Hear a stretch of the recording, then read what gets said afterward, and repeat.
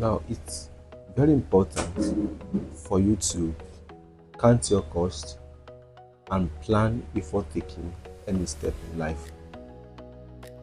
In this light, several people come to us and they ask us, I want to take Celpip, I'm thinking of Ielts, which one should I take? Should I take Celpip or should I consider Ielts?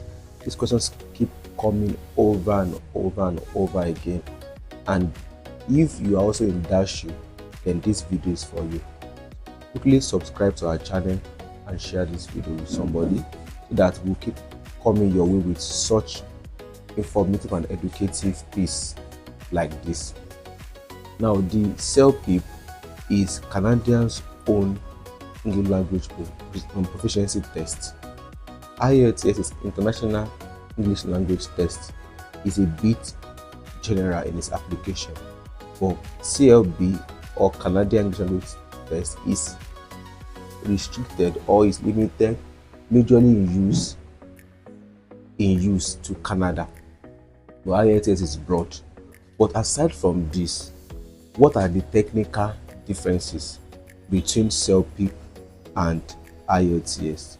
Now, in terms of cost, Celpip is cheaper at the moment. Celpip is about 213,000 naira Nigerian currency, while Ielts is about 299, close to 300,000 naira as at this point of making this video. So if you are taking the Celpip, you are spending less compared to Ielts. Another pros of Celpip now is that sometimes the CRS grading on your permanent residence favors Celpip grading more than Ielts grading. Then another pro that you should continue is that Celpip is always easy to pass. It is agreed or it is assumed, or most people believe that you can pass Celpip easily compared to Ielts. Although we have people that have failed Celpip 4, 5, 6, 7 times and are still also trying Ielts too.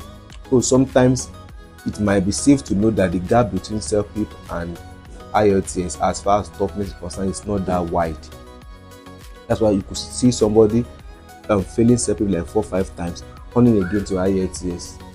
So the gap is not that wide as far as which one is the easiest. But people generally agree that Celpip is easier. Now, what are some little things you should consider now regarding the downside of Celpip? Now, in Nigeria now, if you book Celpip, they give you access to 2 free past questions. So these 2 free past questions may not be enough for your use, may not be enough for your practice as a student preparing for the exam. So that means you would need like 10, 15, 20, 30 past questions to walk through the Celpip. So at the moment, many people consider using the YouTube for Celpip.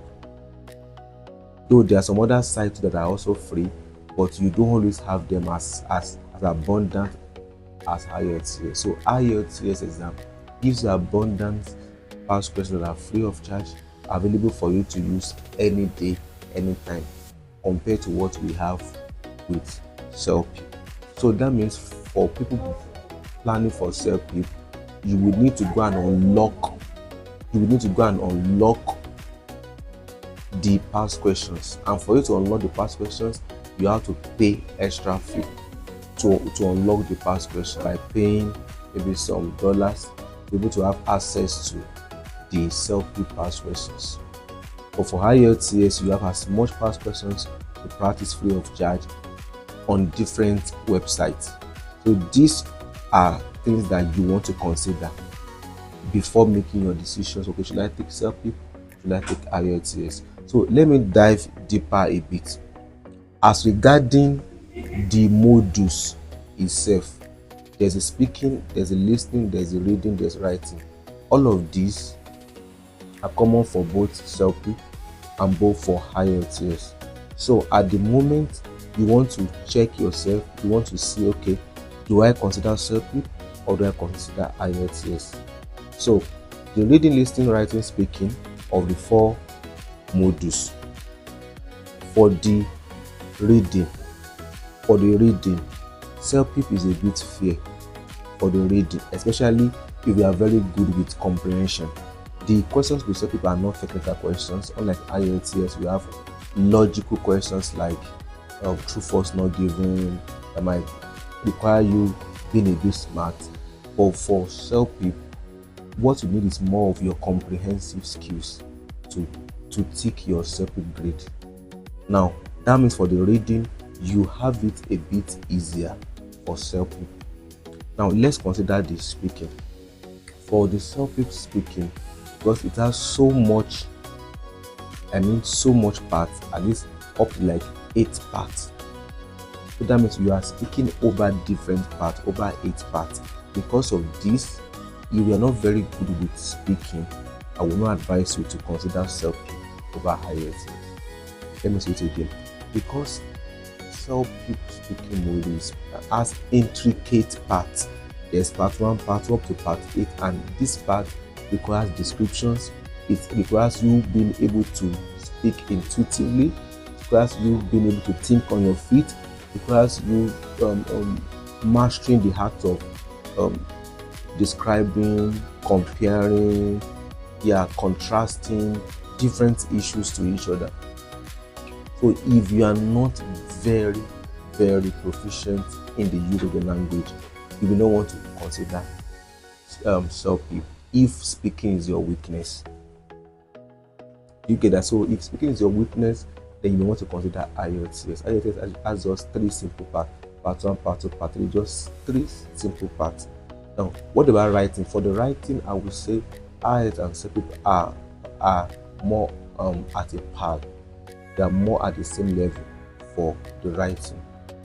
Now, for the listening module, because of the fact that listening gives you opportunity to jot down, Celpip rather gives you opportunity to jot down your scores.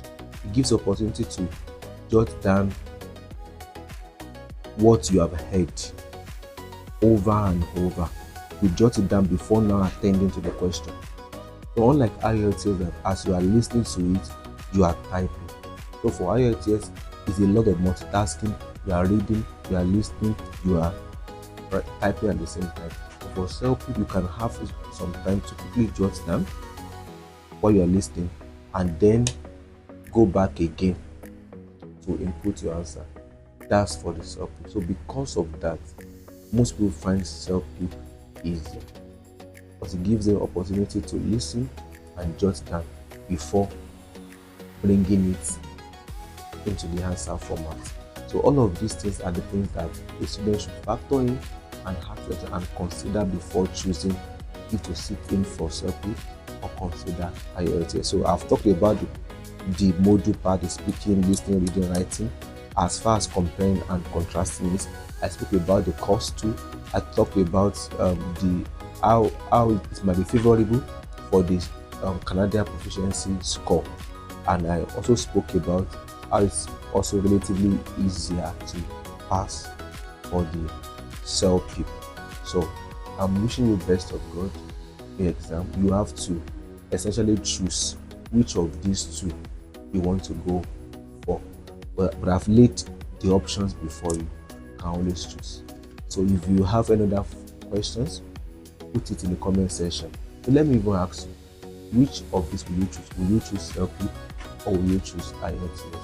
Put it in the comment section. Thank you. Bye.